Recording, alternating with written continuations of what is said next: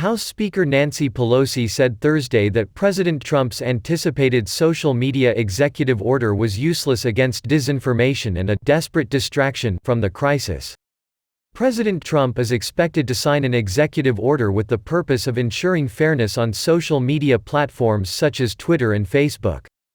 President Trump's focus on social media comes after Twitter labeled two of Mr. Trump's tweets about mail-in voting with fact checks. Pelosi said Twitter's decision to fact-check President Trump was an important first step to protecting the integrity of elections, but more needed to be done. Pelosi said in a statement, "The president's executive order does nothing to address big internet companies' complete failure to fight the spread of disinformation. Instead, the president is encouraging Facebook and other social media giants to continue to exploit and profit off falsehoods with total impunity, while at the same time directing the federal government to dismantle efforts to help users distinguish fact from fiction." In an appearance of Fox News, Facebook CEO Mark Zuckerberg said while he did not understand the specifics of what President Trump was intending to do, he thought additional government regulation to censor a platform was not the right reflex. If members of Congress can't be bothered to show up and vote, they shouldn't collect their pay, according to a group of House Republicans who announced legislation Thursday that would strip them of their pay if they used Democrats' new designated voter scheme. Representative Ted Budd, North Carolina Republican, is leading the rebellion against what House Speaker Nancy Pelosi calls proxy voting. He said, "In the real world, if you don't show up for your job, you don't get paid. The same principle should apply to our country's representatives. If they don't come to work, they shouldn't receive their taxpayer-funded paycheck."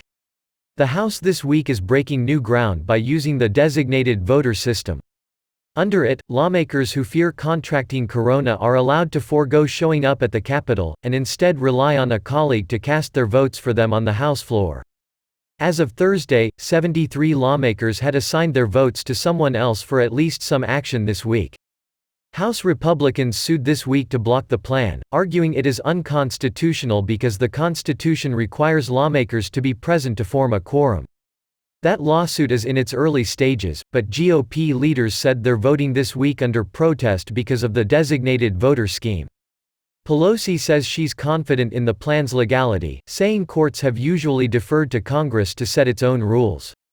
Mr. Budd's bill would withhold paychecks from lawmakers who make use of the designated voter, though they would still get their money at the end of each Congress. Otherwise, the bill would likely violate the Constitution's 27th Amendment, which prohibits Congress's pay from being altered during a session. President Trump said he'll hold a press conference on China on Friday, as he weighs sanctions against Beijing for its crackdown on Hong Kong. The administration reportedly plans to revoke the visas of thousands of Chinese graduate students and researchers in the U.S. who have direct ties to schools affiliated with China's People's Liberation Army. Thousands of students would be expelled from the U.S., The New York Times reported Thursday. President Trump also has criticized Beijing heavily for allowing the corona to spread to the rest of the world.